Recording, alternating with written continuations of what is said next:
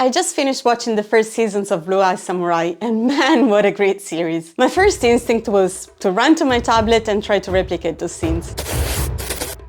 Hi guys, my name is Irene and I just left my 11 years career as a project manager to pursue my childhood dream of becoming an artist. This channel is all about my artistic journey where I learn art fundamentals, I find creative inspiration and I build my career from scratch. If you like my content, you can also follow me on Instagram and TikTok. Strangely enough, at first I wasn't sure that I wanted to watch this series at all.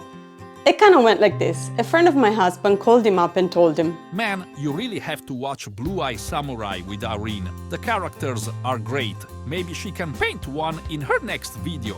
And I immediately felt so much pressure. I mean, what if I didn't like the series? What if I hated the characters? But then a few weeks went by and one night we were just desperately trying to find something to watch. And I thought, well, why not? I mean, if I don't like it, then I just won't tell him that I watched it at all. But then I immediately fell in love with it, especially with Mizu. She's such a complex character, the complete opposite of the typical action hero that I normally despise. She's so strong and yet so fragile. When I told you my shame, you did not disown me, even though I'm hideous to men's eyes. So of course I had to try to draw her because I just wanted to capture some of that essence. And I picked this scene as a reference because I think it perfectly represents her strength and determination, but also her fragility. Death comes for everyone. For you.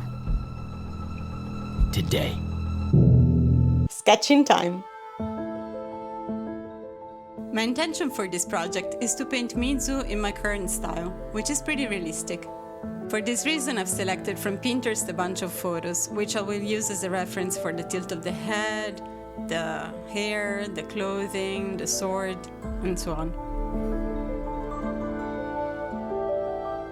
My dog Bonzo loves to cuddle on the couch next to me while I paint. Say hi, Bonzo.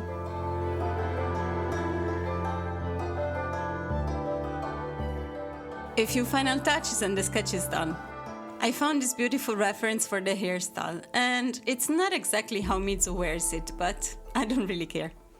Okay, sketch completed, time to add colors. The story of Mizu is so compelling. Born from a white man and a Japanese woman at a time where in Japan white men weren't allowed. The eyes are Mizu's mark of shame. She keeps them covered since she was a little kid in the village.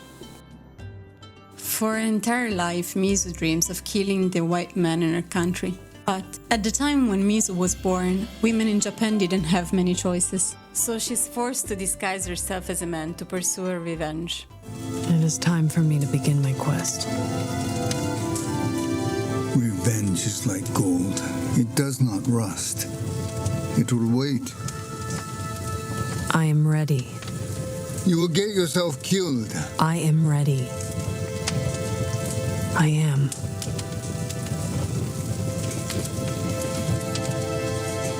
I can never repay your kindness.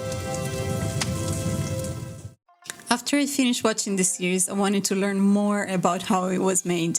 And I found this really interesting documentary on YouTube. It's called Behind the Animation of Blue Eye Samurai. It's pretty interesting and I definitely recommend it if you like the series. For instance, they talk about how they pick the clothes for the characters.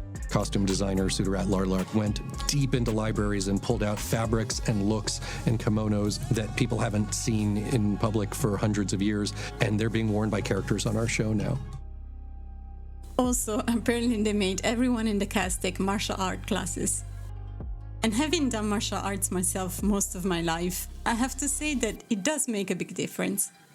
I also made them do a little martial arts class with me because I wanted them to feel what it felt like to throw a punch or wield a sword. I must become the greatest swordsman alive. Is that all? You. Today. Overall, I really like how this painting came out. I mean, there are a few things, of course, that I'm not totally happy with, starting from the background. I know I always run away from my background responsibility there. I said it, I admit it. But I think that's also easily fixable in the future. I can just add a new layer and create a new background if I want to. So we'll see. I really enjoyed this challenge and I hope you did as well. Please let me know what you think about it in the comments below and let me know if you want similar content in the future. I hope you guys enjoyed the video, and if you did, please make sure to leave me a like and subscribe to the channel.